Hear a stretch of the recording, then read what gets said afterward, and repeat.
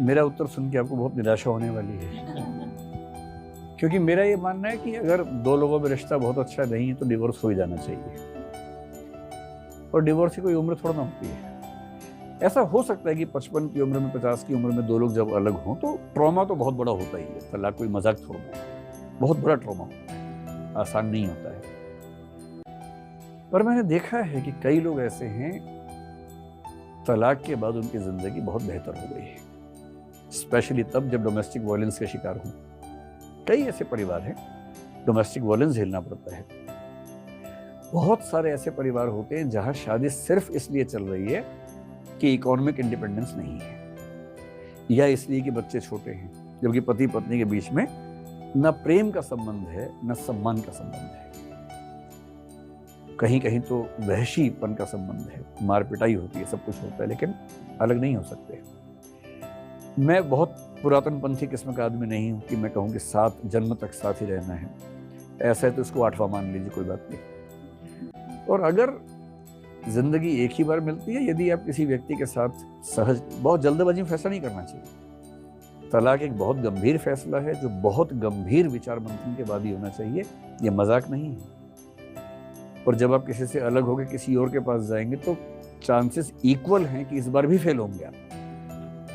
इसे सार्थ की भाषा में अगर मैं कहूं, विवाह की दिक्कत ये नहीं है कि मैं तुम्हारे साथ हूं, दिक्कत ये है कि मुझे किसी के साथ होना है, और किसी के भी साथ होना है तो आज़ादी का कंप्रोमाइज़ करना है। दिक्कत मुझे आज़ादी के कंप्रोमाइज़ से है, तुमसे नहीं है, और मुझे लग रहा है कि दिक्कत तुमसे है। बड़ा कन्फ्यूजन रहता है इस मामले में। लेकिन यदि दो लोग एक दूसरे के लिए नहीं बने हैं और फंस गए हैं किसी वजह से, दो ही ऑप्शंस हैं। 50 के हो गए, 20-25 बचे हैं, गुजार दो। दूसरा 50 के हो गए, 25 तो बचे हैं, वो ठीक से जी लो। और ठीक से जीने का एक तरीका है अलग होकर जीना, स्वतंत्र होकर जीना। और मैं अपने परिवार में ऐसे कम से कम 3 मामले जानता हूं जब परिवार में किसी बच्ची के साथ कुछ गलत हुआ, उसने तलाक का फैसला किया, अलग हुई, और उनकी जिंदगी उस जिंदगी से बहुत बेहतर आज के समय में है। और मैं ऐसे हर मामले में उस बच्ची के साथ ही खड़ा होता हूं, चाहे पूरा खानदान खिलाफ खड़ा हो, मैं साथ में खड़ा होता हूं।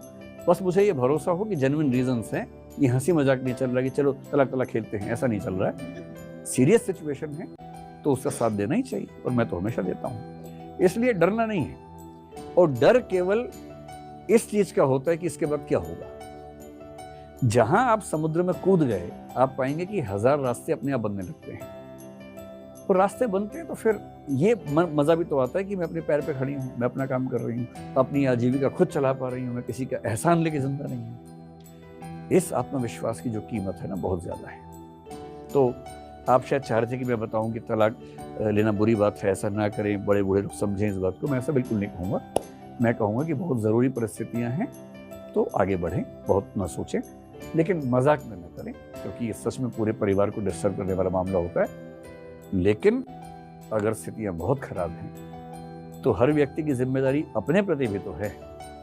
मैं अपनी पूरी जिंदगी दांव पर लगा दूं सिर्फ इसलिए कि लोग अच्छा सोचे मेरे बारे में, इससे बढ़िया कि लोग 4 गालियां दे लें और मैं अपनी जिंदगी ठीक करने की कोशिश कर लूं। तो मैं तो इस पक्ष में